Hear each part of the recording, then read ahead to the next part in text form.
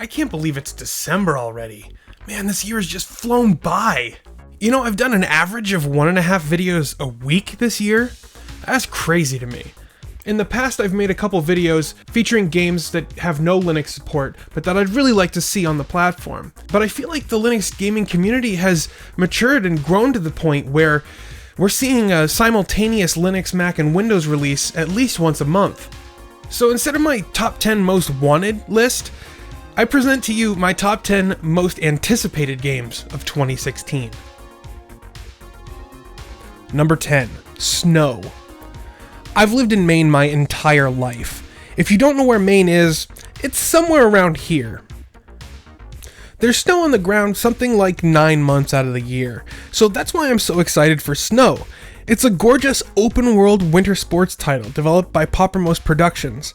It looks rad and I can't wait to play, especially during the summer when I'm dying from the heat. No firm release date for Snow, we'll just have to wait and see, but we can expect it in 2016. Number 9, Mighty Number 9. Mighty Number 9 is an upcoming homage to classic NES games that feature a litany of power-ups, memorable bosses, and of course, a blue android. The title was successfully kickstarted back in 2013, and it's been in development for quite some time. I can't wait to get my hands on this one. With the release scheduled for February 9th, I won't have to wait much longer. Number 8, Firewatch. Firewatch is a mysterious first-person narrative adventure set in the Wyoming wilderness of 1989. You're armed with a map, compass, radio, and whatever you can scrounge from the environment. As a firewatcher, it's your job to prevent wildfires, enforce laws that ban potentially hazardous activities, and of course, absorb the story. This game has me really excited, and with its launch also scheduled on February 9th as well, I'm not sure which game I'm going to review first, Firewatch or Mighty Number 9. Number 7, We Happy Few. We Happy Few is a procedurally generated, retro-futuristic dystopian survival-based roguelite. If that's not a meaningless string of buzzwords to you, it may have piqued your interest just as it has mine. Slated for a June 2016 release, I'm ready to die over and over again in this stylish 1960s era hell. Number 6, Star Citizen. Adventure has been a mainstay of my gaming habit since I can remember. When I was a kid, I would play games like Space Quest, Wing Commander, and Star Wars X-Wing, and they were tremendous fun. Thankfully, next year, we'll be getting Star Citizen. There's so much to it. A persistent universe that you can travel through in a spaceflight sim, a massively multiplayer galaxy, and first-person adventures tied together with a narrative featuring Gary Oldman, Gillian Anderson, and Mark Hamill. Unfortunately, 2016 is all that has been promised, but I think we'll be zipping across the galaxy in no time. Number 5, Yooka-Laylee. I'm a 3D platforming fan. Two of my favorite games are Super Mario 64 and Banjo-Kazooie. And I don't know if you've noticed, but SteamOS is seriously lacking entries in this genre. Yooka-Laylee aims to change all of that. It's made by the guys behind Banjo-Kazooie, so it should have all the marks of arguably the best 3D platformer. The characters look cute and colorful, the levels seem expansive and robust, and Grant Kirkhope is writing the music. Slated for October 2016, I anticipate platforming like it's 1998 all over again. Number 4, Roller Coaster Tycoon World. I love simulators. That's not really a simulator, more like this. I've been playing Roller Coaster Tycoon since I can remember. Building a massive, beautiful theme park from the ground up has always been a satisfying challenge, and its uniqueness has made it a hallmark of my sim addiction for decades. Roller Coaster Tycoon World was featured on my Most Wanted 2015 list, and it seems we'll all get my wish granted. Glad too, since this is one of my top picks for that list.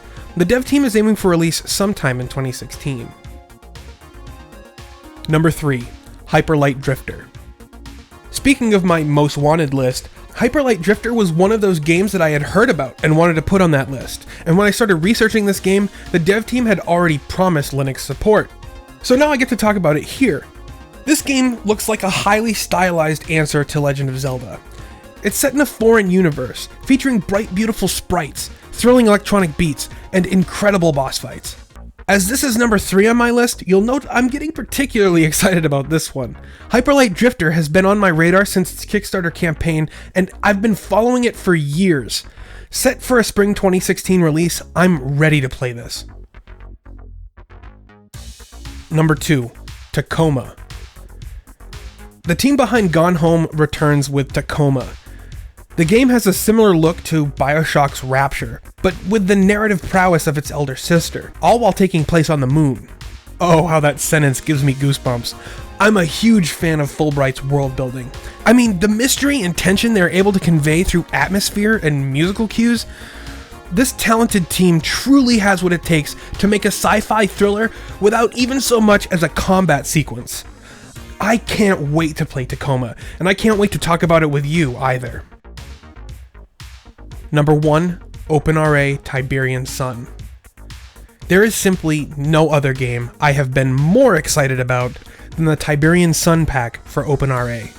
Tiberian Sun is my favorite Command & Conquer game of all time. The graphics, the music, the technology, it's perfect in my opinion. Now, the Tiberian Sun module has not been announced as coming out next year, but given its current state of development, I am predicting a mid to late 2016 release. No guarantees and no pressure, guys, but this is absolutely my most anticipated title of 2016, hands down.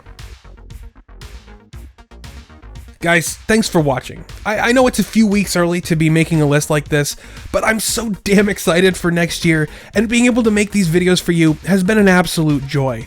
I wouldn't keep doing this if it weren't for your continued viewership. And since we're heading into the season of gratitude, I just wanted to say thanks. Seriously, so many of you guys have such kind things to say. I know there's a stereotype about YouTube commenters having no manners, but I honestly have the kindest and most supportive audience on YouTube. Thank you so much. I'm interested to know what you guys are excited for in 2016. You can let me know over on Facebook or on Twitter at The Linux Gamer. You can also help out the channel by supporting us on Patreon. If you enjoyed what you just watched, you can like this video and you can share it with your friends. But make sure if you really loved it, you subscribe to see more from me, The Linux Gamer. Thanks for watching and happy holidays.